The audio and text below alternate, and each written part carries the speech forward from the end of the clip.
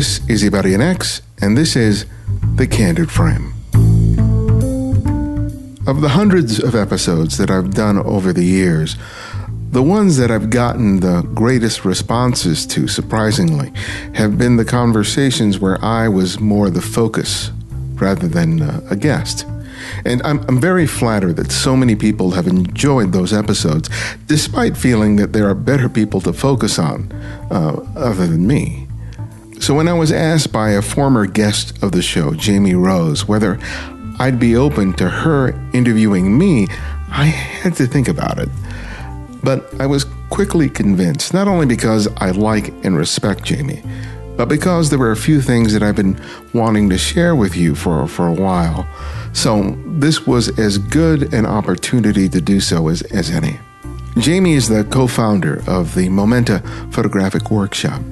She has had years of experience as a photojournalist and documentary photographer, and so I knew I would be in good hands. So I gave her complete license to talk to me about anything and everything, which we did. So the result is an unusually long episode of the podcast. Now, my first thought was to cut it down to a duration more in line with a typical episode, but a few people encouraged me to release it as is without any edits. So there you have it. I really hope that you don't see this as self-indulgent, though I'm sure a few people will. But regardless of that, I hope that those of you who do listen to some or all of this will find something valuable from the conversation. We'll be back to the normal format and another great guest next week. Thanks, and welcome to the Candid Frame.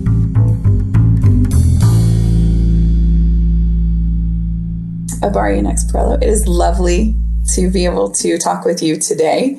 I'm going to dive right into the questions that we have because I'm really excited to get to know you, the photographer, the writer, the creative personality that comes to all of us every week through the digital airwaves. And I'm excited to be able to ask you some questions about your background, since you always ask all of us the wonderful, penetrating questions that make us think. So you moved to Los Angeles when you were 3. Mm-hmm. You were born in New York City to Dominican immigrants. How do you think your family's cultural background changed and influenced your upbringing compared to some of maybe the other friends that you had in growing up? It was kind of strange. The situation was when we moved to Los Angeles, we moved to South LA. So that was primarily made up of African-American community and Latinos, I think largely Mexican. So I moved into a neighborhood. I looked like I was African-American, but I spoke Spanish. So for me, it was sort of a challenge in terms of being able to identify who I was, right? Because people would look at me and they would make an assumption, and then they would see my mother, who's very light-skinned, or meet my dad, and they would hear speaking Spanish, and it was just like, it just didn't register with people, and it felt like I didn't fit into being black completely, and it didn't fit into what was sort of assumed to be Latino. And it didn't help when you would fill out forms that at the time it was like black Mexican. There was no such thing as Hispanic back then. So it was like, for the longest time, I would just check other. So it always felt like I was an other, because I really was sort of confused in terms of, well, what exactly am I? Because outside of my immediate family, because my aunts and uncles and some cousins were out here, outside of that sort of small little circle, there really wasn't a Dominican community I was jacked in. It wasn't like it would have been had I been in New York, where you have a huge Dominican community. You just step off the stoop and you hear the music, you're eating the food, you're hearing people talk in that particular accent the Dominicans have, this sort of sing-songy, really rapid talk. I wouldn't hear that unless I was visiting my aunts or my uncles. And so there was always this sort of disconnect between the life I had in my home and the life I would have on school or out in the streets. So it was like sort of a built-in awkwardness that I had. So when I would visit New York, even now, and I visit my cousins, and I'm surrounded by all these people, whose accents and whose the way they talk and the way they just the way they are is so familiar to me. It's really comforting, even though I don't know all those people, because that's not something that's readily available to me, even now, here in LA. When did you first realize you were creative and you wanted to follow a creative path? I think, as early as elementary school, I would write stories and I would draw pictures. I remember there was this paper in the first grade that on the top, it looked like sort of a lighter paper bag type of color. And at the top half, it would have a space where you could draw a picture. And beneath it, you would have basically areas where you could write a sentence or a story. So it would be like two solid lines and sort of a dashed line in the very center. So it would provide you the means to be able to practice your writing, and trying to get the words within the lines. And I remember all the time writing stories and drawing photographs. And I just kind of I loved doing that. I think it was in third grade, I even tried to write a play, but I didn't finish it. And yes. Yeah. So I think it sort of started then. I think I was an avid reader. I was a real bookworm. So I was really captivated by stories. So I really liked writing. And in middle school, my parents bought me a Sears typewriter. And I taught myself how to type. And I remember being in the kitchen, and I would just grab anything like a magazine or a newspaper, and I would sit there and I would just practice typing. I would look at the words and I would practice just typing. And I just loved the tactile feeling of my hands hitting the keys and the words appearing on the paper. I don't think I really tried to write much in terms of stories back then. I just loved what it felt like to type. So by the time I got to high school, I was a pretty good typist, and we had typing class. And I was the instructor, Mr. Badakian. I remember Mr. Badakian. He would have me do all the exercises twice because I would finish so quick, and then he'd do it again. You destroyed the curve in the class. So you said that you learned photography when you were 10 while attending the Boys Club of Hollywood. Yeah. So is this a program? Was there a specific teacher that? No. I mean, the Boys Club, I tell people that when I was at the Boys Club, if I hadn't discovered photography, I probably would have become a pool shark. Because all I did when I went to that club was hit the billiard table. And I would play for at least 4 hours every day, that and foosball. But I got really good at billiards because I would just practice, bank shots and just doing all this stuff. So I was like one of the better players in the club. But then one of the counselors there, a guy named Mike Cohen, who was interested in photography, he restored a darkroom that was in the club on the second floor that hadn't been used in years.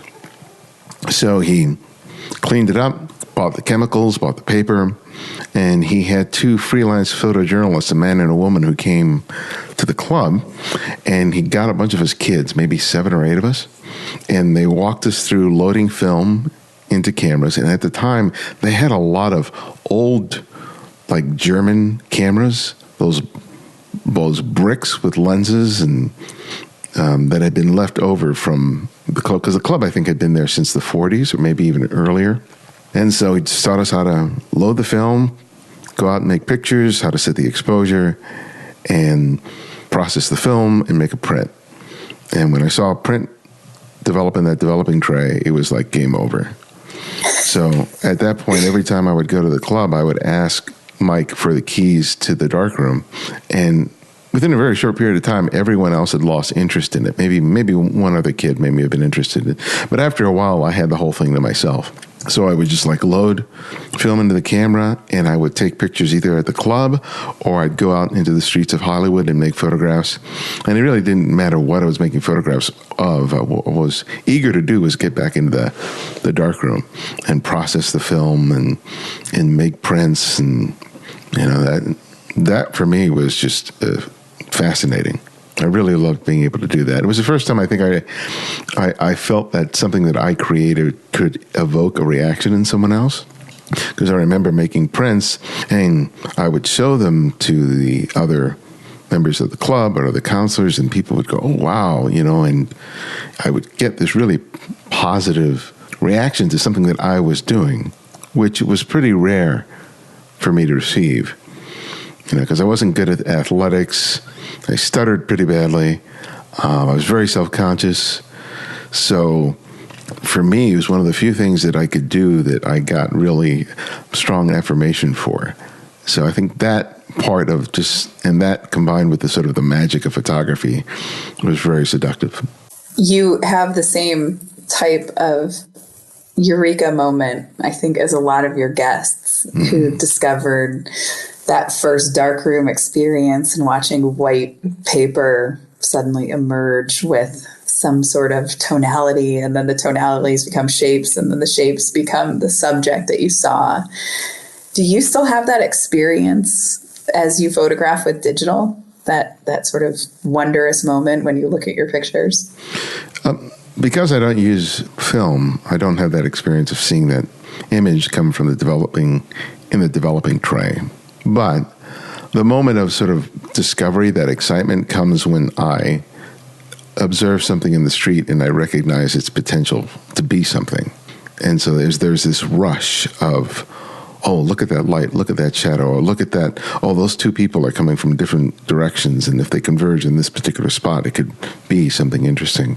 So for me, that's the moment when I get really excited, is when I realize that all these sort of disparate elements could come together for an interesting photograph. That's when my heart starts to race, and then the challenge becomes, can I wield the camera well enough in order to make the photograph? So for me, that's sort of the peak of it.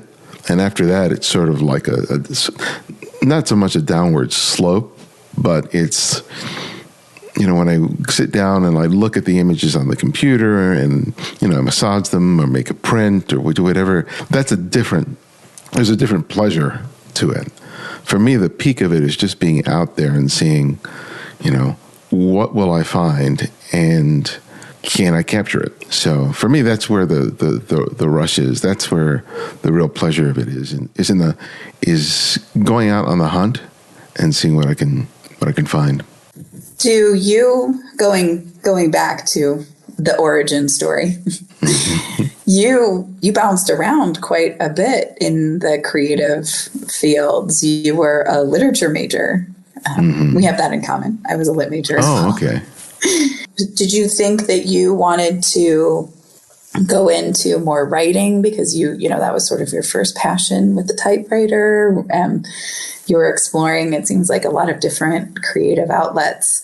What made that decision for you? How did you make the decision to go into literature? Was photography an option? I'm so half-assed in terms of making long-term plans. It's just, I was at LACC, and just by chance, I ended up joining the newspaper there. Right? And that was really where I discovered that I conceivably could do something well that might be a career, right? Writing articles, making photographs. All I knew was that I wanted to go to Berkeley. That's all I knew. Says, I want to go to that school. Why Berkeley? Oh, I don't know. Oh, well, this is really stupid. A friend of mine was going to go up there was going to go up to Berkeley. And so I think I got that sort of seed in me. It's like, oh, that might be a good school to go to. And when I was working at the paper, I've never told anybody this, but this is really dumb. But they had a catalog of the school. And there was this picture of a really cute girl. Oh my gosh. I was just going to say, please tell me there wasn't a cute girl on the cover. There was a cute girl. There was a cute girl. She was a Latina with brunette hair, just beautiful. And I would always look at that and I'm going, I'm going to go up there where she is. But here's an interesting story about that, is that I applied to go to Berkeley, did all the stuff. I got the essays, set all that stuff up. And I got a letter of rejection. But I said, well, I'm going to move up there anyway, because my friend was living in a house and there was space available. I said, I'll go up there and I'll just go to Oakland City College and I'll just keep taking classes there and get a job or something. And I'll just keep applying until I get in. So I was just sitting, and I think I applied to other UC schools. And I can't remember whether I got accepted to them or not. Neither here nor there. But I was determined to go up there. And the week before I was going to move up, I got another letter saying that I was accepted. And so I said, this is the letter I'm taking. Because if they refer back to that other letter, I'll just say, well, I got this one. I'm here. So you're just going to have to let me in. So that's what happened. So you were working for the paper. You eventually landed, which I think a lot of your listeners probably don't know, you landed a job as a stand-up comedian for a period of time after college. I wouldn't even call that a job. No, that was actually before I went to Berkeley. See, what happened is I was working for a photographer on the west side of town, as he was a wedding photographer. So I was working as an assistant. And I met a woman named Sally Kirkland, who's an actress. She was in The Sting. She was a big actress during the 70s and early 80s. And she was teaching a photographic workshop. And somehow I was still toying with the idea of being an actor because I had acted in high school, but I wasn't really serious about pursuing it. It was just a sort of an outlet. But somehow I ended up working for her because she would conduct these workshops and I would run the soundboard as well as man a video camera because she would record her students in these week-long workshops. And there were some of those students, her private students, who were doing stand-up. And so I would hang out with them and all these comics at all the clubs, but specifically the Variety Arts Center in downtown Los Angeles on Figueroa. And I just started hanging out there, and I just loved hanging out with all these comics. Those guys were just great to hang out with. So funny. I mean, I'd be out at 3 or 4 in the morning because the club would close at like a 12 or 1, and then they'd go out to either the Atomic Cafe or Gorky's. So if anyone who knows L.A. from back in the day will recognize those names. And they would be out there eating and hanging out and just busting each other up. And then Lisa Glass was one of my friends and one of the actresses, and I was always making comments about her performance. She says, you should shut up and just go up there and do it yourself. I was like, oh, okay. So I just started doing it, and I wasn't particularly good, but because of the way that the stand-up circuit worked at the time, it's not like now. Right. So, you could go up there, and if you're relatively good, they would find a spot for you. And I was there every week for about a year until one night I completely bombed. And when you bomb like that, you're supposed to immediately go up, and I didn't. So that was the end of that. Well, public performing for someone who used to have a stutter was probably petrifying.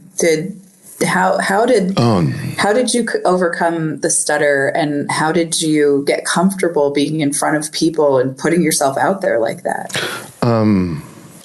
There was something about being in front as a performer that helped me feel less nervous. And I know that this really makes sense, but part of it was the fact that I felt like I was in control to a certain degree, especially when I inhabited another persona, when I was playing a character or I was being someone other than myself.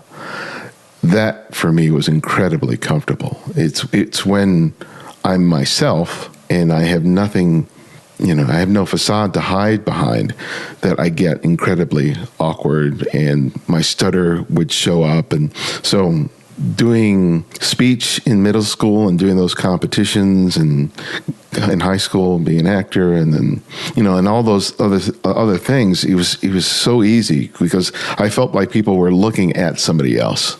They weren't really looking at me, because if I was put in a situation where I was supposed to have a conversation with someone, especially if it was a girl, I wouldn't know what to say. I just would crawl into myself. But, if I was going to inhabit someone else, all that stuff sort of just went away. And I think with the stutter, I just got to the point where I just taught myself to slow down, because with the stutter, it's just that my mind is going so fast that my mouth can't keep up. And so I just learned how to just put the brakes on and do it. And sometimes it still comes up, when I'm doing an interview or something like that, I can hear it as I'm doing it. And it's coming up a little now, but not to the degree that I had during elementary school. By the time I got into middle school, it was pretty much under control. But during those early years, it was just be like, the words would just tumble out of my mouth, and it made me just want to be that much more invisible. Interesting. So you graduated from school, and then you went right into working for Nikon, right? Mm-hmm. Right. Yeah.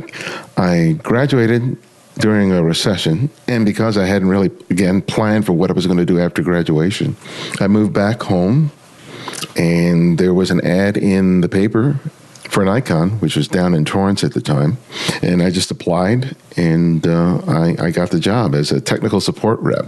So what I did there is I would be at the other end of the 1-800 number, answering questions about Nikon gear going all the way back to the 50s. So it's basically a call center, but it was about photography. And what was cool about it is that I had access to every piece of Nikon gear that was available. And the best thing about it was that they encouraged us to use the equipment so that we could talk about it with customers, and they paid for the processing. They gave us free film and processing. And so every week I was grabbing a camera or a lens and just shooting. Now I think about how lucky I was to have someone else sort of pay the bill, basically, for me to go out and, do something that I would have done anyway. But yeah, I was there for about 8 years.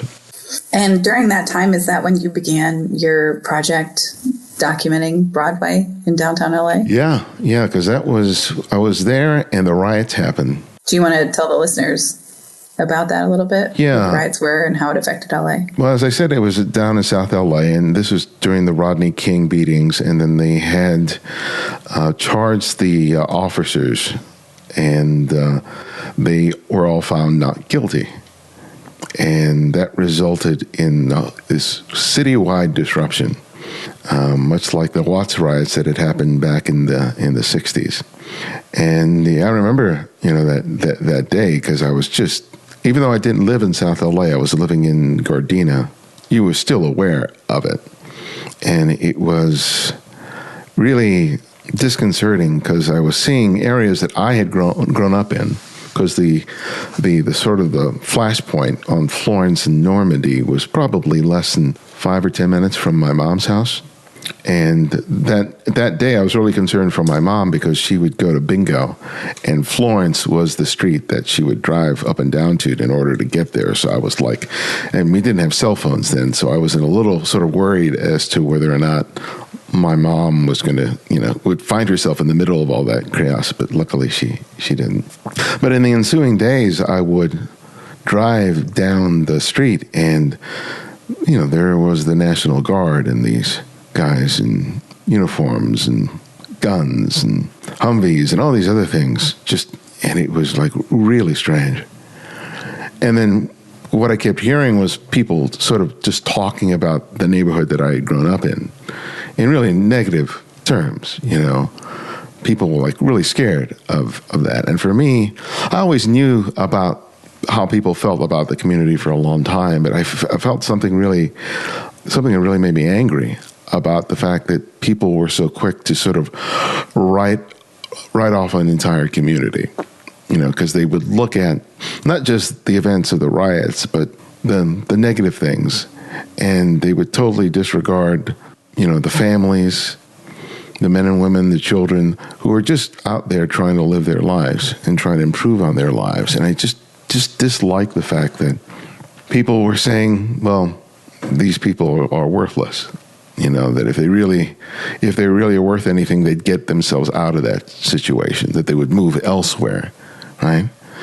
And it just bothered me. And downtown Los Angeles is not like it's now, because downtown is largely gentrified. But I really had an affinity for downtown, and I just decided, well, I'm just going to go downtown and I'm just going to photograph it just to show the things that I find beautiful about that area.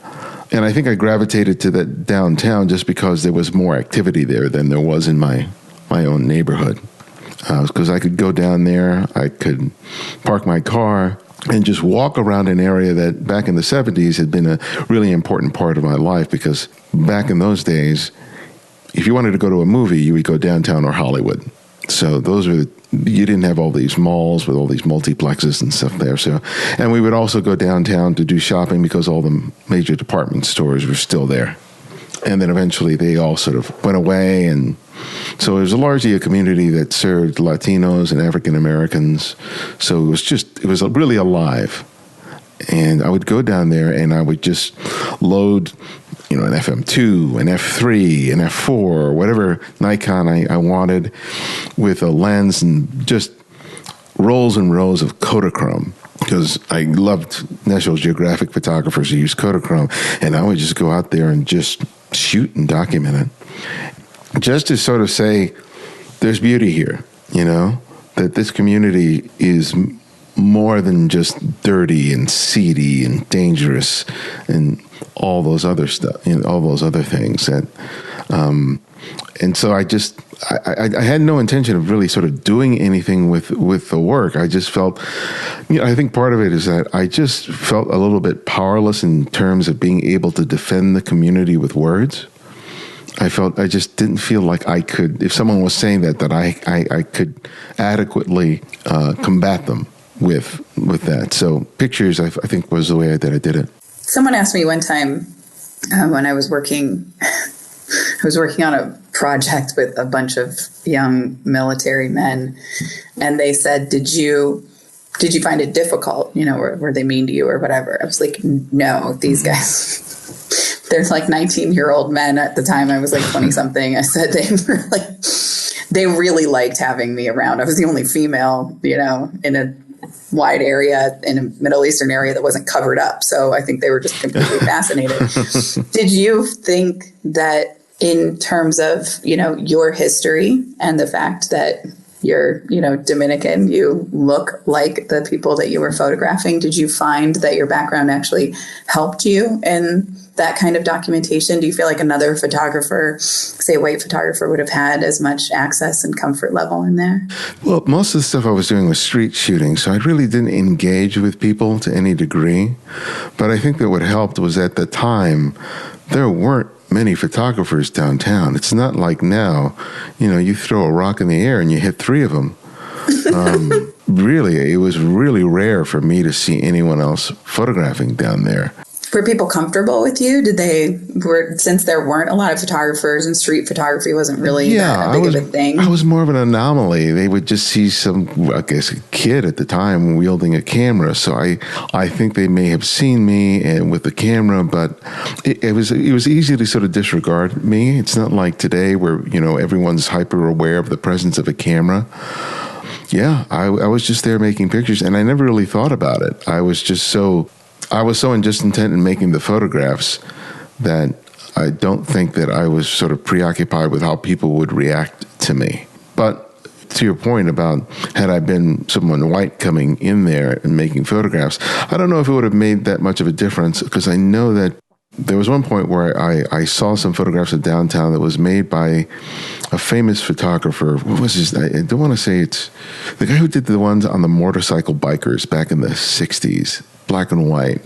But I remember, he was down here, making photographs. Yeah, I think that at the time, that in terms of photographers in a public space like that, I don't think it would have been too difficult for anyone to really sort of make photographs in the way that I was making them. I think that if you had a determination to do it and you had a willingness to engage with people, I think it would have been possible. I think it's a little harder to do it now, just because everyone's very sensitive to the presence of the camera and how the images are used. Yeah. 25 years is a long time to document one subject. How did you keep yourself inspired, and what were your goals as you were working through this project? Did you have an end game in mind, or was it just creative expression? No goals. No goals. Nothing. It was just like, I want to go out and shoot. Because all I was really doing was just working and going back to my apartment. And I lived in an apartment with some friends of mine, and we had played D&D together, Dungeons and Dragons, in high school and a couple of years. And after I came back from college, I really was not that interested in continuing to play. I would try to play, but I just wasn't as invested in it. And also just the dynamic of living in the same apartment with some of my other friends, I became very conscious of my privacy, because it was one of those apartments where all the apartments face into a courtyard, so everybody knows everybody's business. And I wish I hadn't moved into that place, just because it just didn't feel very comfortable. And so I started sort of pulling further and further back. And I wasn't a social butterfly of any sort, so I didn't have people that I was hanging out with outside of them. I would go to work and then I'd come home. And so for me, going out and shooting was probably the only social life that I really had, was just going out and making photographs, because I never was much of a dater. And is there any photograph from that series that particularly comes to mind as a seminal moment or your favorite moment from that 25 years? Yeah, I'm going through the film right now. I've sorted through all the Kodachromes and I've got down to about 96. And these are images that I have not seen in 20, 25 years. Because, with Kodachrome, you look at it on a slide tray, and otherwise it's in a box. So I'm revisiting all those, and I'm supposed to scan that stuff. But there's one image that I think was really a key moment for me, because I'd been going there for 1 year. I think I was going practically every weekend, if not every other weekend, to shoot. And then after that, it became sort of an intermittent thing. But I remember one day, and I think this was after I got married, and I was thinking, I should go downtown and shoot. And I said, I really don't want to. And I was like, just go anyway. And I parked my car, and I'm walking towards Broadway, and there's a guy, young shirtless guy with, six-pack, maybe even eight-pack, on a horse, riding this horse down Broadway. And I'm like, what the hell? And they were filming a video, and I forget who the singer was. It may have even been Aaliyah. I really can't remember. But I saw the scene, and I made the photograph, and I was like, if I had decided not to come, I never would have made that shot. And for me, I always remember that on days where I really don't want to get out and go shoot, right? Because that was it was just the strangest thing to see, especially on that street, right? For me, it's a perfect example of why it's so important to get out, even though you may not be in the mood, because you just never know what's out there. And that's pretty that's pretty dramatic. But sometimes the discoveries are really subtle things, real quiet things. And I derive just as much joy from those things today as I did from that moment. That's incredible. So during this time, you transitioned from Nikon to editing. Mm-hmm. So how did you make the switch? What drew you to this? Because it was a very, going from Nikon to Outdoor Photographer magazine, like that's a totally different world. Yeah, part of it was I had grown frustrated with what my career path was at Nikon, because I had been there and there were guys who had been doing the same job that I was doing for 8, 10 years, maybe longer. And I remember coming into that job and hearing guys had been there 8 or 9 years already. And I was like, how can someone be at the same job for that long? 8 years later, I found out, just one day at a time. But towards the tail end of it, I really wanted something more. And I had interviewed for a sales position, but the guy who was in charge of sales, he didn't think I was capable of being able to do it. And that was really sort of the only place that I could go within the company. But towards the tail end of it, I almost got the sales position. But at that same time, I had applied for this job as an associate editor at Outdoor Photographer and digital photo magazine, or something like that. At the same time, I was ready to leave, and they were going to offer me the sales position there at Nikon, and I just went, no, thank you, because I was just ready to go. And at that point, I really wanted to return to writing on a regular basis and making photographs. And I felt that the magazine provided me a place where I could return to that. Because I really wasn't a salesman. I just wanted to do something else other than just sit there in that cubicle answering questions all day. So I left and joined the magazine, and I was there for a while. And again, I had just access to all the equipment. Now it just wasn't Nikon, it was Canon, it was Olympus, it was Pentax. They were just transitioning to digital, but we're still playing with film, so I can shoot film, I could shoot digital. It was just like, again, I had a playground where I could go and do something that I really enjoyed and get paid for it, and also just like learn all the facets of photography, especially during that important transition between film and digital. How did the media landscape and the interaction with the photographers change? I mean, we're seeing a lot now where people are teaching themselves video and they're trying to learn, motion graphics and all of these things that seem very, overwhelming, especially to some old dogs learning new tricks, if you will. I remember back in the days of the dinosaurs when we made this transition from film to digital. It was a really scary, kind of frustrating experience for some people who had been shooting film for 30 years and they were saying the quality wasn't there. How did you guys deal with that as, the editors working with the photographers? Did you find new talent coming in, or was it hard to train people? Not really. I think that in terms of that transition, I think I was more sensitive to when I was at Nikon, because I remember when I saw the first digital camera, which was a Kodak camera. Yes. It was a Kodak camera that had, I think it was a Nikon D8 N8008. Or I think it was an 8008, and it had this brick attached to it. And me and Michael Pliskin, who was my coworker, we went to Sammy's, because he used to work at Sammy's, and we went to take a look at it. And I remember being incredibly disappointed, because you would look through the viewfinder and you weren't getting a full view of the screen. It was just this little postage stamp image that you would see through the viewfinder surrounded by black. But we looked at it and said, well, this is the future. So when I was working at Nikon, I think the first part of my career there was just dealing with the film.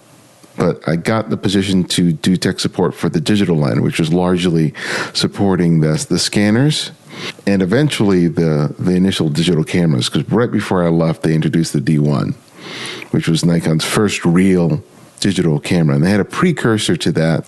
But I was in the midst of seeing how people were using scanners, to take their negative film or their slides to scan them and share the images. So I was seeing that transition there, but I really wasn't sort of privy to what was happening in the sort of the professional world and understanding how disruptive it was sort of being for a lot of people, because I was primarily trying to teach those people over the phone, mind you, how to use this stuff. Because one of the things that I had to do, especially with the scanners, they had to install SCSI cards.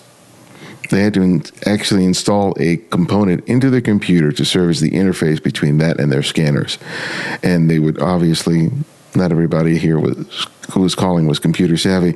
And I had to walk people through over the phone who were having trouble, because if it wasn't the card not being seated properly in the card slot, it was some sort of conflict with another piece of hardware or software.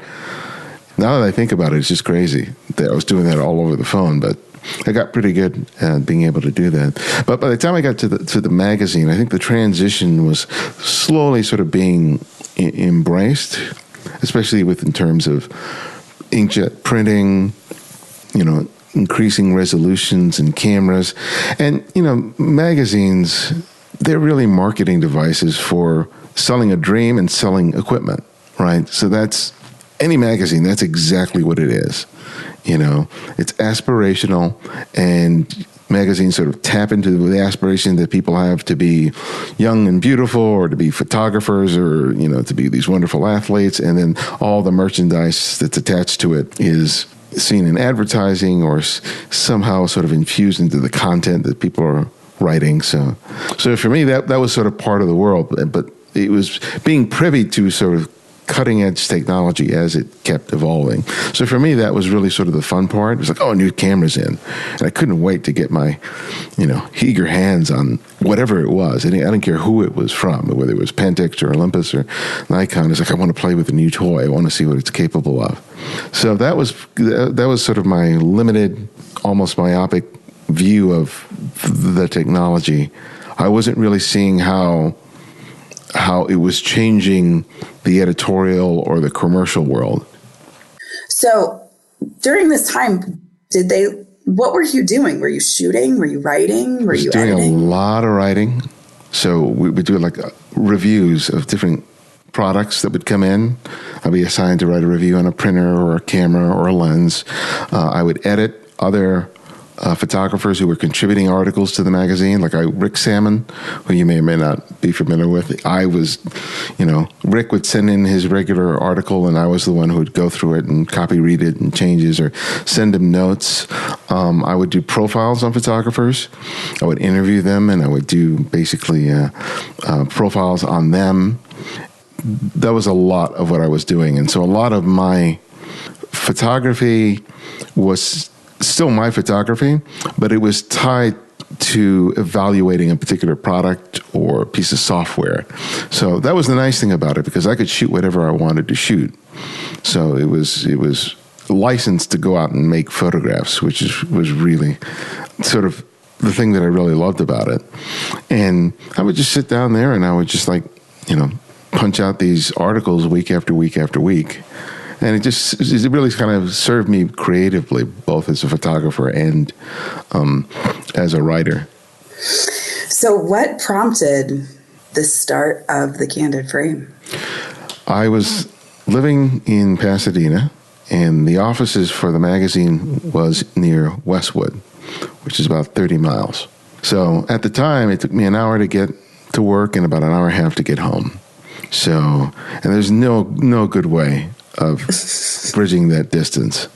So that's like each day was 2.5 hours on freeway in the midst of traffic, and sometimes it would take longer. So I was trying to find just diversions to keep myself occupied during those long trips, and I hated terrestrial radio with all its commercials and stuff like that. So I started listening to books on tape, and I think for a long time I was just listening to go to the library and just get books on tape. And then somehow, I don't know where or how, I heard about this thing called podcasting. And this was in the days where you didn't have iTunes. You didn't have that to be able to search for them. You had to find out about it, and then you had to sort of find a piece of software that you would download the content to your computer. You would just get you'd have to get the RSS feed for whatever show it was, and then you download it to your computer, and then you'd be able to sync it like music to your iPod. So that's what I had to do. So I didn't care what the content was. It was just like, well, let me just download it and just listen to it. And, I would listen to, and back then it was like the Wild Wild West. So there was no structure to it. It's just anybody with a mic and recorder and the means by which to create an RSS feed would just, create content, and some of the stuff was really wacky and really just strange, but it was so different from anything else that I was like listening to. And there were a few photo podcasts. There was Martin Bailey's photography podcast out of Japan. There was Chris Marquardt's Tips from the Top Floor out of Germany. There was Jeff Curto's History of Photography, a podcast out of Illinois, somewhere near Chicago. And I thought to myself, wow, all these people are doing photo stuff, but someone should do a show where they talk to photographers about photography. Because both Chris and Martin were talking more about the process, about how to, they weren't really interviewing photographers. And I felt like, well, I know all these photographers because I work with them all the time. And I'd gotten pretty adapted to being able to interview people for the purpose of writing an article about them. So my friend Marco Torres lent me his digital recorder. And do you remember what model it was? Oh, I can't remember. Yeah, I can't remember what it was. It may have been an Olympus something or other. It was really a simple thing. And I sort of figured out, okay, I have to create a blog. So I used Blogger to create a blog. And then I figured out, okay, this is how I upload files and all the mechanics of doing it. And John Isaac, who was, I think at the time, still working for the United Nations, he was in town to speak at Art Center College of Design. I said, hey, John, I hear you're in town. I'd like to interview you for this thing that I'm doing. And he said, sure. And I met him at, I think, the Hyatt Hotel in Pasadena, either that or the Hilton. And I did my first interview in the dining room while he was eating dinner. So if you hear that first episode, you'll hear the clicking and clacking of utensils in the background. And that was the first interview. And then I uploaded it, and that's all she wrote. I just started doing it from there. So I always like asking people who've done really successful projects. I mean, this is a 12-year-long endeavor of your life. What's the biggest mistake that you made that you wish you could correct in the history of the Candid Frame? Oh, my God. That's a gotcha question. Man, there's so many. Now many. You know how it feels. This is how the rest of us feel when you ask us these really hard, wonderful questions. God, there's so many mistakes I've made. It's just, is there a standout? The more embarrassing mistakes have been when I made some sort of technical mistake and I had to ask the guest to interview again because either it didn't record or the thing was distorted. And it was just like, oh, crap. And oftentimes it was because of some stupid thing. And, I had one guest, I had to interview her 3 times. And it was just like, oh, God, not again. But thank God she was gracious enough to be able to do it. But I think most of the mistakes have to do, those are the ones that sort of like sting a little bit. When I make something like that and I feel like, God, I'm so stupid. Yeah, But I think that the mistake that sort of hangs over me is the fact that I didn't leverage the show and the brand in the way that other people did earlier. Because as I mentioned, Chris Marquardt and Martin Bailey in particular started just about a year before I did.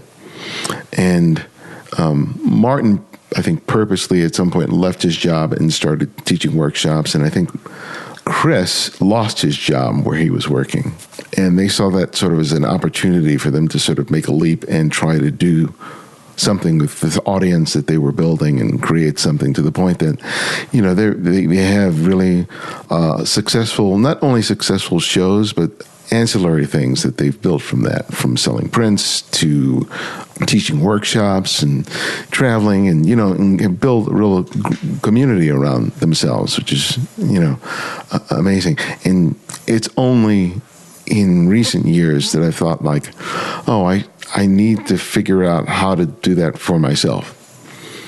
And so and we talked a little bit about this in Miami. It's just this whole idea that, it wasn't an obvious thing for me at how to do that. So if anything I felt like is a mistake, it's the fact that I wasn't able to figure that out earlier, and that it's still not completely clear to me how to get there.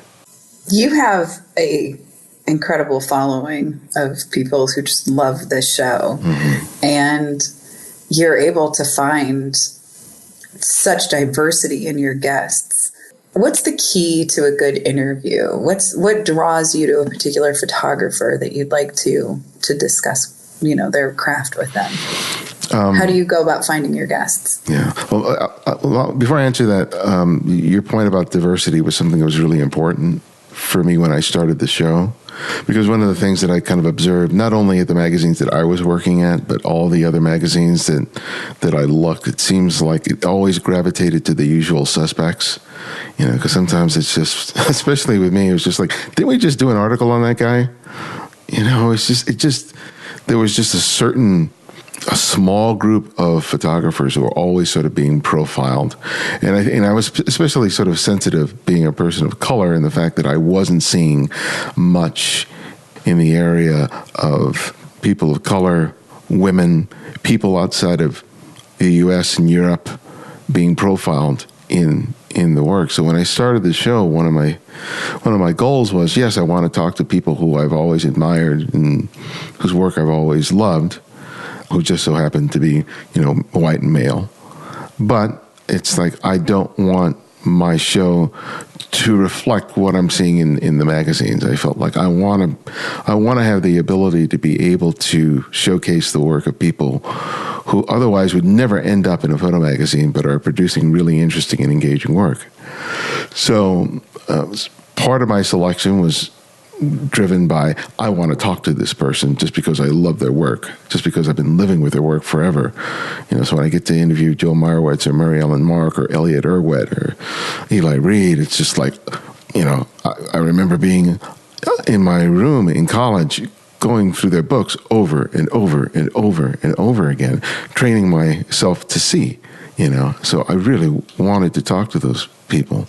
But other times, I just see somebody who has an interesting story or has images that I just go, wow, this person is creating this amazing, amazing work.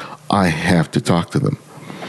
And that's really the biggest thing. My list of potential guests is so long that I have to really be good about going really way back. Because some people who I've interviewed on the show could have been on my list 4 or 5 years ago, right? So I have to be really purposeful about going back when I'm considering people and thinking, oh wait, let me see who else, who. Because part of what drives a lot of interviews is because someone has a new book out or has an exhibit out, and and so that's sort of a smart way of sort of being able to land a guest if people out there are podcasters, is that that usually gives you a good excuse to interview someone and gives you access to them fairly readily, especially if they're a big name. But for me, I didn't always use that as the catalyst as to get people on the show. It might bring them to my attention, but I wouldn't necessarily immediately say, oh, I have to interview them, but they would get on the list. So sometimes I would talk to people about work that I found particularly impactful 2 or 3 years after they may have been initially promoting them. I don't mind that, because for me, it's not so much about being timely with it as more a discussion about what leads to the work in the first place. That for me is a much more interesting conversation, and it helps take the conversation away from people having to pimp the book or the project.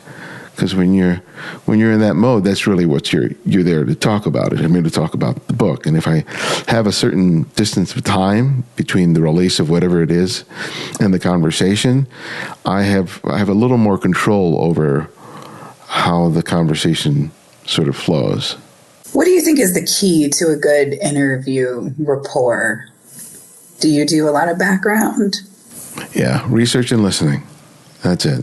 That's because I will sit down and I will listen, watch, and read as much about that person before leading up into the interview, and then I start the interview and I just shut up and listen, and that's it.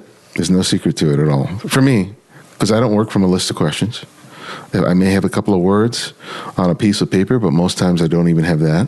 And for me, it's always the first question. I always have an idea what my first question will be, and from then, I just let the conversation sort of roll naturally. And as I'm listening to the people, they'll say something, and that will trigger the next question, which is largely going to be informed by the research that I've done. I may not be able to leverage all the research that I've done, but I don't want to go in with an agenda, because I want there to be sort of a give and take between me and the person that I'm interviewing, because I want them to contribute something beyond simply answering questions. Does that make sense?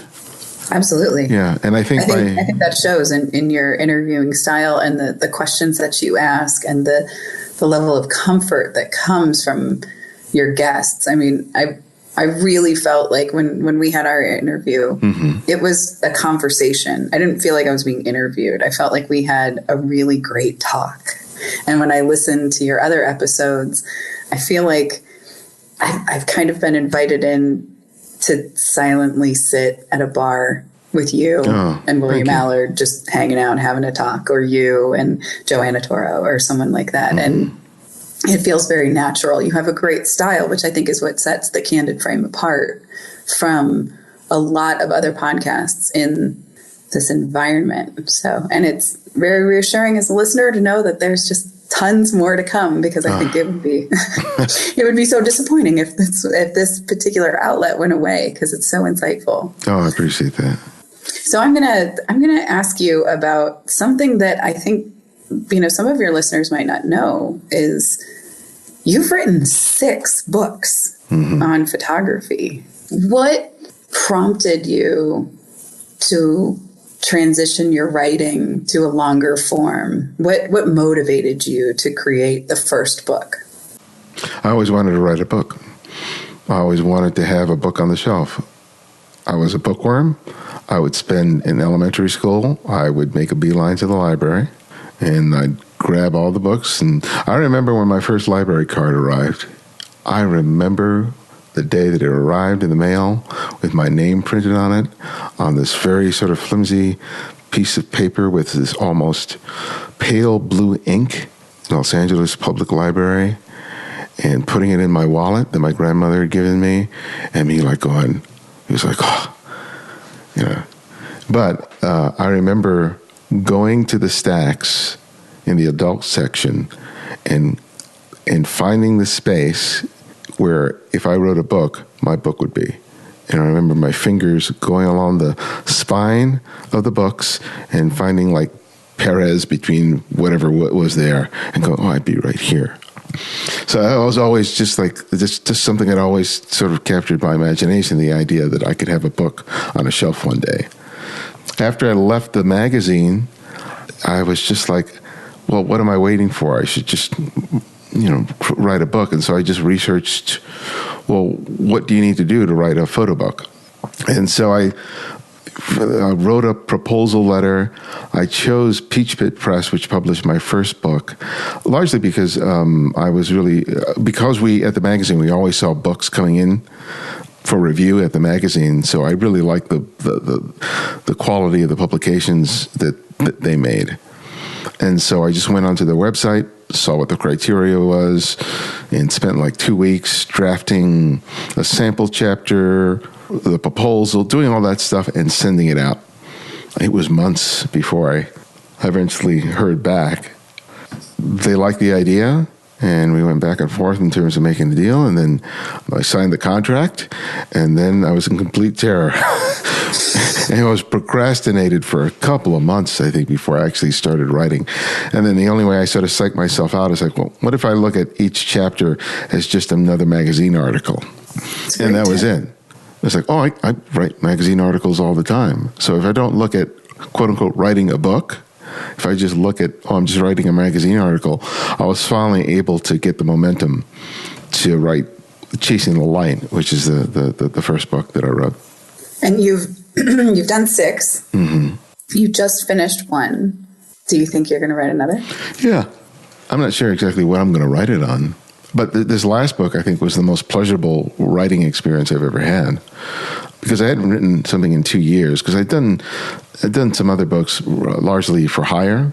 You know, they said, "Do you want to write about this?" And I did it largely for the paycheck. And I really didn't enjoy it. It was really a struggle to do it. And I said, I never want to do that again. I said, if I'm ever going to dedicate that much time to writing a book, it's going to be a book that I want to write. And so making photography was really about what I've been teaching my students in my workshops. I just felt like that makes sense that I can translate that into a book and that I'll be able to reach a lot more people. Yeah, I had really a lot of fun writing it. Especially when I made the choice to lead each chapter with an image and to tell the story behind it. Because then I would see the picture, and then I would just start pounding on the keyboard, because I felt like I was telling a story, that was telling a narrative, rather than jumping into, okay, how do I explain depth of field, which, you know, describing the technical stuff for me is a real sort of struggle, at least starting an article or a chapter based on that alone. But just jumping into, oh, let me tell you a story, that was great, because I would just jump into that, and that would give me the momentum that I needed to be able to move through the chapter and finish it and then move on to the next one. So I like the experience of writing the book in that way. And I hope that people who read it benefit not only from the information that I provide from them, but just the way that I wrote it, because I think it's the best written book that I've done. You mentioned teaching workshops. You've been teaching all over the world. How did you come into teaching? What inspired you to want to be face to face with your audience this time? You know, I like to help people discover the way they see. I mean, there's just nothing more gratifying to teaching someone how they themselves are observing the world and instill in them a sense of confidence that the way that they observe the world, and consequently how they photograph it, is valuable, and that they don't have to adhere to just mirroring someone else's style or technique.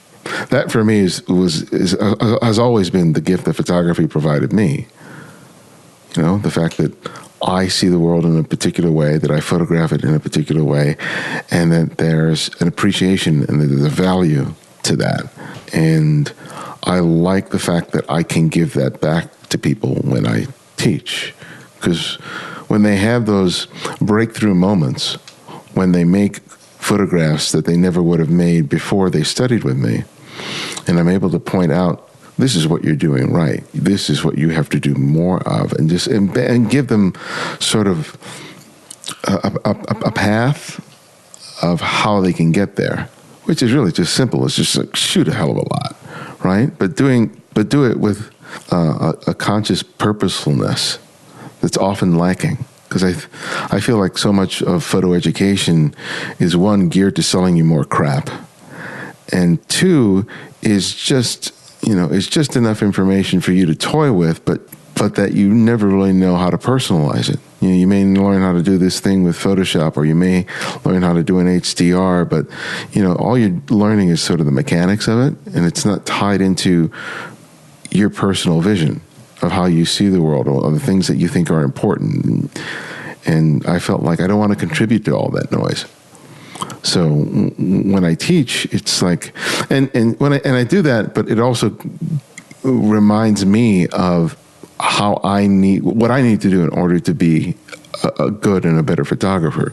Because every time I'm looking at other people's pictures, and even when I'm doing it on my YouTube channel where I critique images, I'm learning as much as anyone who watches those things. Because it's like I'm having to think about it. And when I go out and shoot, it's just like, okay, I got to remember that thing that I talked about or that I discovered by looking at someone else's work. You know, that for me is it's a pretty selfish reason that I'm doing it, but that keeps me very energized and keeps me eager to want to do it. But when I see, you know, former students and I see some of the work that they do afterward, not that I'm claiming responsibility for it, but to know that in some small way I sort of contributed to open the door just a little bit. And they make a photograph that's just amazing. One of my former students posted an image that she made in Cuba that was just freaking phenomenal. I looked at that and it was perfect. I mean, and the smallest little details of that shot were just like, it was just beautiful. And it's just like, oh, awesome. Great that someone else is creating pictures that I aspire to make. Even though I've been shooting longer than she was, it's just like, I love seeing that because it just makes me want to up my game all the more. You teach workshops. Mm-hmm. You write books. Mm-hmm. You run an incredibly successful podcast. What do you do to take time for you? How do you manage work-life balance?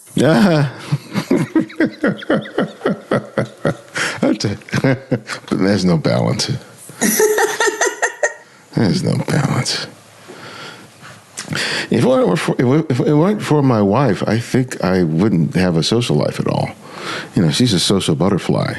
You know, when people see me traveling, you know, it's my wife. My wife loves traveling. She's like, okay, where are we going to go? I mean, we haven't even arrived. We haven't even come back from our last trip, and she's always talking about, okay, where we're going to go next. And that's something I never would have done on my own. You know, I always had some excuse where I don't have the money or I don't know anybody, blah, blah, blah, blah, blah. Yeah, so she's been a really good influence in terms of me engaging with people outside of work, because I think otherwise I would just be a workaholic. You know, I think that's all I would really do, because I wasn't the guy who would go out to the club, right, and get my drink on, you know, and start dancing, and you know, it just wasn't. For me, I was just much more comfortable just staying home with a book or going out and making photographs. Or currently, what social life I do have mostly revolves about her and our friends. We had dinner last night with some friends, and it's like, that's really nice. Those are the moments I really take a great pleasure in. Like when we were in Miami, when we were sitting down having dinner, that for me is the best. It's not so much the activity as it is the opportunity to just be able to sit down and enjoy somebody else's company over good food and a glass of wine. And the other thing, which I've tried not to talk about too much, is that I've been playing senior softball for the last 2 years. So 50 and up. So that qualifies me. I may not be, quote unquote, a senior yet, but I qualify for that league. And that for me is like, oh, so much fun. Every Monday morning, 8 o'clock, I'm out in the field practicing. And I can't say enough about the joy that I derive from playing softball, even though I suck. And it's a really good thing. And it's been one of the greatest life lessons I've ever had is taking on something that I'm not good at and being persistent at it anyway. And seeing myself improve and then backslide and then improve and backslide and not be so hard on myself. Because one of the things you can't do in softball, especially in any team sport, is that you can't fixate on your errors. Because while you're fixated on your errors, the ball is going to be coming at you in the very next instant. So you have to sort of shake it off and put it aside immediately.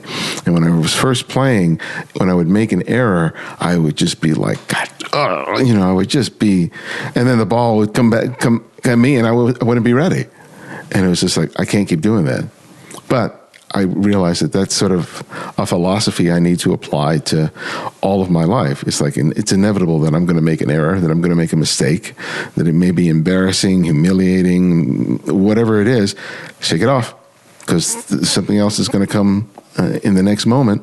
And if you're just on the pity pot, you're not going to be ready.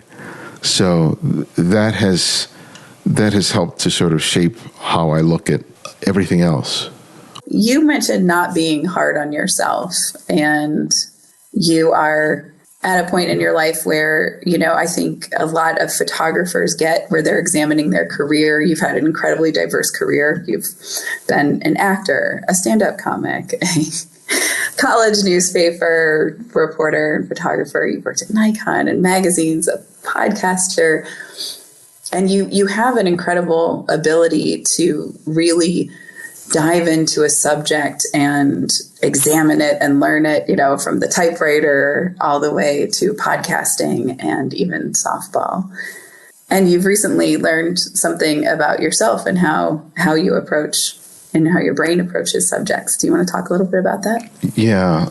I've been thinking about talking about this for a while, and I've in past conversations that I've had on the show that have revolved more about me, I've talked about dealing with anxiety and depression, but in recent years, I developed a practice of meditation, regular exercise, doing all these things to sort of deal with all those things. But then I would still have moments where I would just feel these incredible, intense moments of anxiety. And they would come up not because of any circumstances in my life. It was just in the middle of the day, my heart would just start racing, and it was really difficult to sort of deal with it. I was kind of like, well, I'm doing all these things that I read that I should do in order to sort of temper it. So I said, well, maybe I need to, get some professional help. So I arranged to see a counselor. Started explaining to her what was going on, and then she went through a series of questions, and then she says, well, it looks, I think that you may have ADHD. And I was like, I'd heard of it, but I always associated with that kid, who can't sit still, who's always just sort of jumping around, and that wasn't me. But as I read more about it and researched more about it, I really kind of discovered that, that is me. I'm still trying to completely grasp exactly how, what it is and how it manifests itself in me. But, it helped me to understand that my inability sometimes to do what I considered really simple things, or what other people are able to do so easily, had an explanation. It was an incredible relief, because before then, I would see my inability to be able to plan something and organize something and do an outline, do things like that, and struggle with that as a reflection of me being flawed or defective, that something was just wrong with me, that I'm stupid, that I'm just whatever it was. And because I'd carried that all my life, it just sort of had accumulated to the point that I just had a really negative self-image of myself, especially each time I would face a situation where I wasn't able to do these simple things. I would just beat myself up. Like if I made a mistake on the podcast, I would forget, I didn't put down the date that I had that interview set for, or I made a mistake in terms of this, whatever it was, I would just berate myself. And then when I got this diagnosis, all of a sudden everything started making sense. It made certain things in terms of how I was able to do certain things really well, like how as a photographer, I'm able to observe really small details that most people are completely oblivious to, and how they seem so obvious to me. The things that I'm really interested in, or that really sort of drive me, I have no problem in terms of just like going in really deep with them. But, you asked me to do a spreadsheet, You ask me to do numbers, and I get to a point where I sort of really hit a wall, and it seems like someone turns the volume on a stereo all the way to 11, and the noise gets so disruptive in my head that I can't even go to step 1, step 2, step 3. There's certain things where I feel some resistance on, and my mind just becomes a jumble, and it makes it very difficult to be able to, even if directions are in front of me in terms of doing it, it's really hard for me to be able to follow them without being pulled by some distraction, right? Because that's part of what ADHD is about susceptibility to distraction, especially with things that aren't really interested in, right? I think that's the way I'm kind of understanding it. So, but once I got the diagnosis, I was able to take almost like take a step back and see, this is what's happening. So now, when those moments come up, I'm not so self-abusive, right? I'm a lot kinder to myself as a result. And I'm able to see it and go, oh, okay. Because there's some days, with all the things that I have to do, there's some days I just knock everything off my to-do list. But on many days, I can find myself really struggling with getting things done. Like for the show, every time I have to write my introductions and the last frames, it can be really torturous sometimes to do those things. And once they're recorded and they're out, it's like, it's fine. But almost every time I have to sit down there and write or whatever else it is, sometimes it's tough. I don't just get on there and just start doing it, right? And so the things that I have to do in order to get myself into the groove of it. Like one of the things I talked to you about when we were in Miami was how I tend to like to improvise. Did we talk about that? We did. Yeah. A little bit. Yeah. This idea is like you put me in a scene where I have to improvise. I'm good because I'll be able to just like come off things in the fly. The interviews are exactly that. That's why I don't work from a list of questions, because I tried working from a list of questions and then I got fixated on the questions and I stopped listening and it just didn't work. And I said, I can't do that. So that tendency to just want to improvise for me works so much better than having to sit down there and have to sort of break everything down. I really struggle with trying to put the pieces together, which is one of the reasons, as I talked about earlier, why I've had some difficulty in terms of leveraging the brand and the show into something much bigger.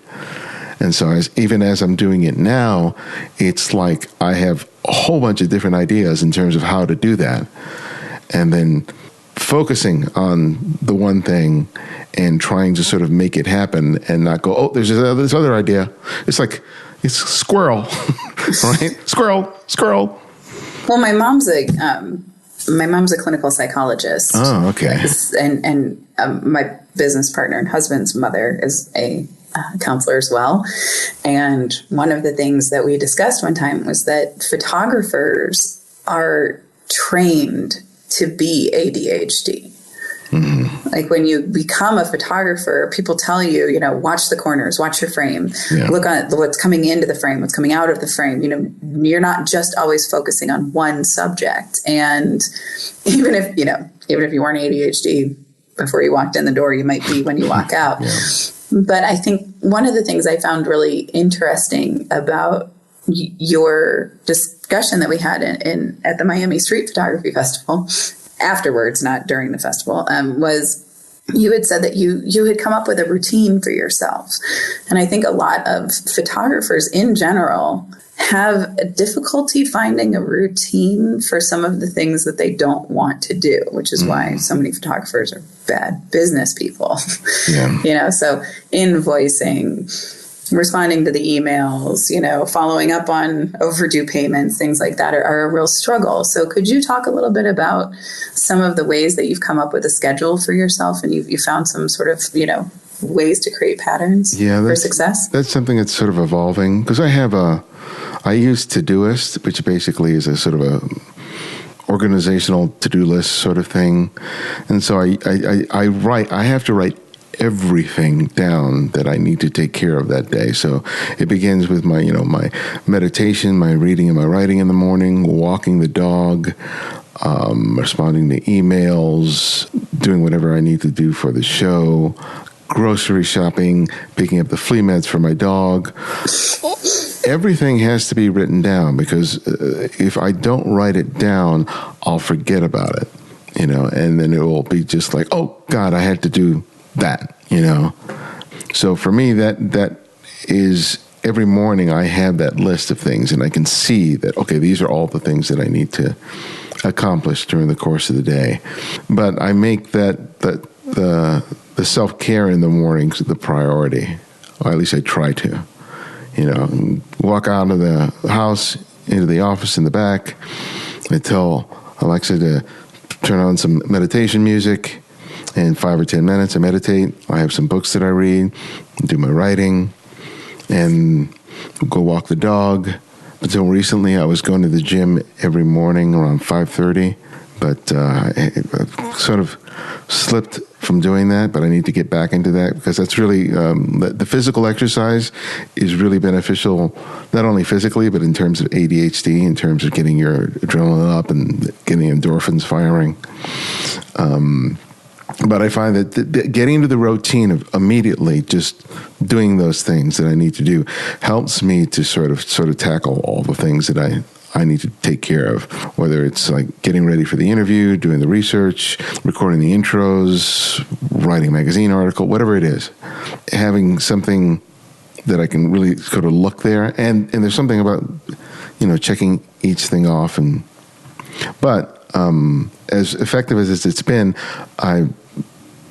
I'm a terrible taskmaster towards myself, so I have way too much on those lists, and I think, and I've just been observing myself. I think I'm done by about 2:00, but I've been pushing myself to 6 to try and get all of these things done. Right, so if I'm starting my day at 5:30, I'm going all the way till 5 or 6. And just that's completely unreasonable. That's why I'm the worst boss I've ever had.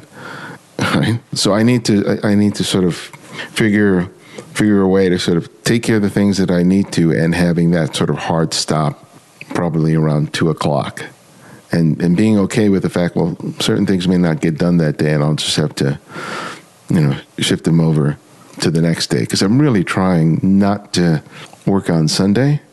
And it's really hard not to, but I realize that on days when I don't have to do anything except sit on the couch and read the newspaper and just chill, it's like, oh, this is really nice. But I don't give myself that often enough, just because I feel like, I think part of it is that I feel like I'm so far behind where I would like to be that I have to. But yesterday, when we went to dinner with our friends and we were just enjoying each other's company, I was just like, I got a good life right now. I may not be exactly where I want to be financially, because that's really sort of one of the big pressures that I have now, because as a result of, making the choices that I have, my income, especially in recent years, has taken quite a dip. And it's like I'm 52, turning on 53. It's like, I can't keep doing this forever. But I really want to do the show for as long as I possibly can. So it's like, okay, I got to figure out some way of being able to do this. Because a couple of times I've talked to my wife and I said, maybe I should go back to getting a full-time job. And she said, no, just stick to what you're doing. We're okay. But inside, part of me feels like, maybe I shouldn't put off doing this too long, because I got to earn some real money, because I'm not going to be 23 forever. Well, I think this is an incredibly brave admission on your part. I know, obviously from my mother and from personal experiences in the last year, someone who's very close with Momenta. We haven't worked with them in a year, but during this last year has gone through a serious mental health crisis. And it's been a huge learning experience for me on how certain people can be struggling and you would never know it. You might not even, they might not have a diagnosis, or they might not, even once it's come to light, want to talk about it, want to tell people. There's so much stigma around it. And for you taking this chance and, telling all of your listeners in the world that, this is happening to me and I've accepted it and I'm learning from it and I'm learning about me is such an incredibly brave admission. And I really am impressed with you and thank you for sharing this. Some other people, a lot of photographers, war photographers, or even humanitarian photographers can be struggling with certain PTSD. There's a lot of 80% of the, American population supposedly are struggling with some kind of mental health issue at one point in their lives or another. What advice would you give to photographers who might be reticent to talk about it or find help? Find somebody to talk to. Part of the reason why I think I suffered for as long as I did was that I didn't feel it was okay to talk to someone else about being vulnerable. My household was not a place where you could talk about such feelings. And that informed how I was in adulthood, with friends, with coworkers, in my relationships. So the idea of saying that I'm scared, I don't understand this, I feel like there's something wrong, was something that I always sort of kept secret. There's a phrase that says you're as sick as your secrets. And I was pretty damn sick, because there was so much that was going on in me, and I felt like I can't talk to anybody about it. Because I wanted to keep up that facade in terms of, I'm okay. I have a perfect example of this. I was a kid, I don't know how old I was. We were at the beach. I got caught up in a riptide, and I was pulled out further and further. And I was swimming, trying to get to shore. Didn't know about, swimming parallel to the shore and then later on trying to get in. At some point, a guy in a surfboard said, "Are you okay? You need any help?" And I said, "No." And then at some point, I don't even remember what happened subsequently, but my brothers tell me about someone having to go out there and sort of save me, and I don't know if I nearly drowned or what. But I think that sort of crystallizes my mentality for the longest time, that even when I did need help, I didn't want to admit it. And even in a situation like that where I could have lost my life from that. But that was kind of the way it is. And I think especially with mental health issues, whether it's ADHD, PTSD, depression, anxiety, whatever it is, the mistake is to think that you have to do it all on your own, that you have to fix it. And for whatever reason, most of us are incapable of fixing it, because if we were, we would have done it already. And sometimes you just have to be okay with saying, I could do with some help, whether it's through a professional, whether it's through a friend, whatever it is, knowing that there's no shame in asking for help. Because one of the wonderful things about asking for help and putting it out there is that you discover that there are a whole lot of people that feel exactly the same way that you do, and that you're not alone. And sometimes, even if the struggle continues, you're not isolated. And sometimes that can be the greatest comfort that you can have, is like, oh, God, there's someone else who understands, where I don't have to explain it, where I don't have to be defensive, where I don't have to justify myself. There's a lot of power in that. And so that's why on occasion I've made it important for me to interview photographers who've addressed issues of mental health, because I know how difficult it can be, not only to suffer it yourself, but also to have people in your life, your loved ones, your friends, coworkers, who are suffering from that and not know what to do. So I wanted to share it just because I felt like I wanted to take the stigma off of me having it, right? And just saying, well, because I thought about it for months before I broached the idea of talking it with you. But I also know that, there may be other people out there who are listening who are struggling with some issue, and that they're alone, and just to say, you don't have to be. Thank you.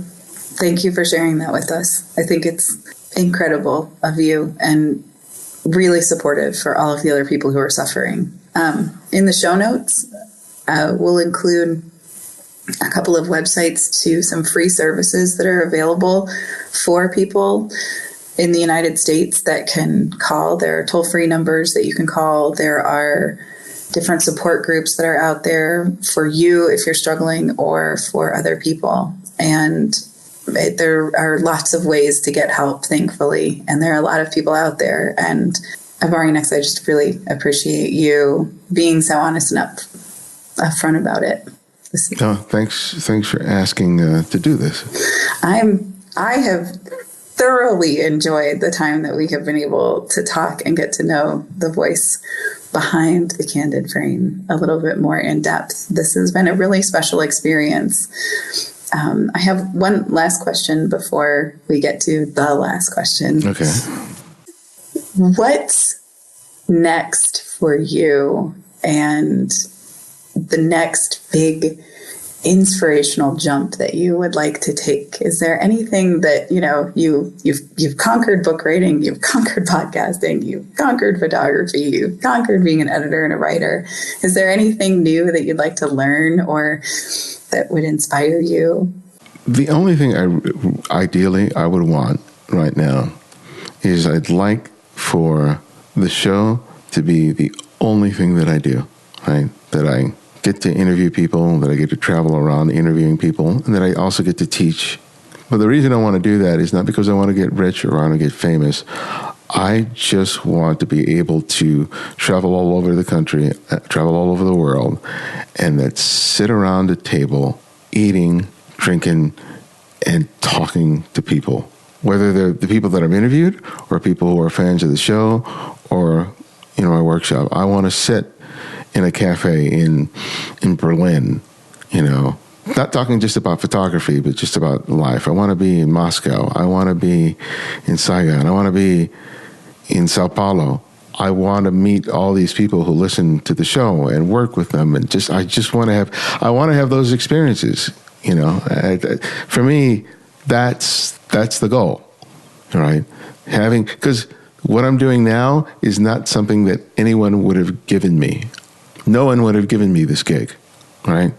And so it's just like I'm making this happen, and that's what I want. That's the ultimate goal, that I want to have all these experiences with people, and just along the way make some good pictures. I can't ask for anything more. But if that is the rest of my life, I would be incredibly happy.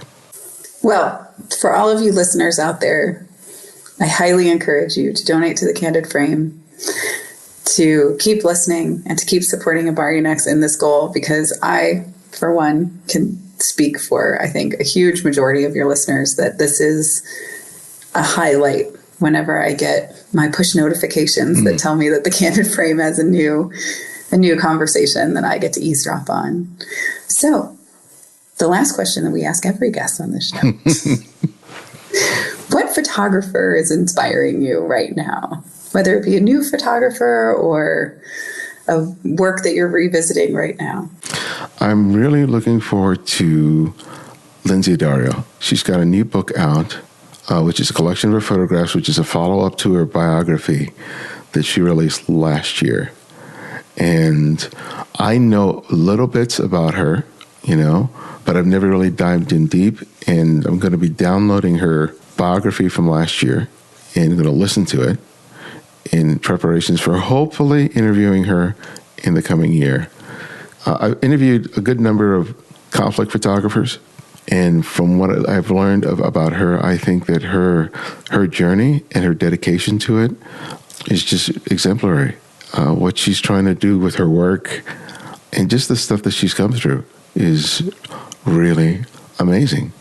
Because she, along with 4 other journalists, were captured, I think, in Libya, and almost, were at risk of dying, and she's still out there, as so many other conflict photographers are still out there telling their stories and making their photographs. But I'm always incredibly impressed by people who are so dedicated to not just being photographers, but doing something purposeful with the gift that they've been provided. So for me, she's that sort of in the forefront of my thinking right now. So I would recommend Lindsay Addario. Excellent. Thank you, Ibarionex Perello. Thank you. Thank you for asking me.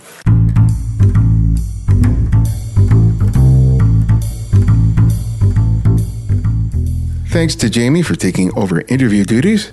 If you want to find out more about the Momenta photographic workshops, visit their website at momentaworkshops.com. And there are still some seats available for the next workshop being held in Los Angeles in February.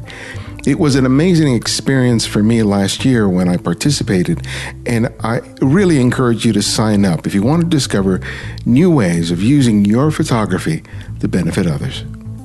Also, I'll be in Washington, D.C. in May for the Focus on the Story Photographic Conference. This international photo festival will feature some of the world's best photojournalists and documentary photographers, as well as talks, photo walks, and workshops, of which I am teaching one. If you want to sign up for my workshop or just want to find out more about this event, visit focusonthestory.org. And some of you may or may not know that I have a YouTube channel where I discuss different aspects of photography, from lighting, composition, and a whole lot more. I do this with the help of images that listeners submit to the Candid Frame Flickr pool. You can check out the TCF Flickr pool and our YouTube channel by clicking on the links in the show notes and the website. My new book, Making Photographs, Developing a Personal Visual Workflow, is now available. In it, I translate how to see and use light and shadow, line and shape, color and gesture to make a great photograph. It's more than how to make a good picture, but how you can develop a personal and intimate way of seeing and documenting the world around you. You can order the book today. When you place your order from the Rocky Nook website, use the promo code Perello40 to receive 40% off the list price. Check out the website and the show notes for the link. And if you want to keep up with all things Candid Frame, sign up for our mailing list and you'll receive 3 free copies of my previously published ebooks. And if you like what you're hearing on the show, please take the time today to write a review in the iTunes store, as it helps our ranking and creates greater awareness of the show. Thanks to JJH in Asia and Chris Hollington for their 5-star reviews. You can also support the show by making a monthly contribution through Patreon, or you can make a one-time contribution via PayPal. You'll find the links for both in the show notes and the website. Thanks to Tyron Wilda for his recent and generous contribution. I so appreciate it. And if you want to easily access every episode of the Candid Frame, download the free Candid Frame app. It's available for both Apple iOS and Android. Download it today. You'll find it where everything else is, in the show notes or the website at thecandidframe.com. The Candid Frame's audio engineer is Martin Taylor, who you can find at theothermartintaylor.com. The show's senior producer is Cynthia Parker, and our music is from Kevin MacLeod, whose royalty-free music can be found at incompetech.com. And you can follow me on Twitter and Instagram at Ibarionex. And this is Ibarionex, and this is The Candid Frame.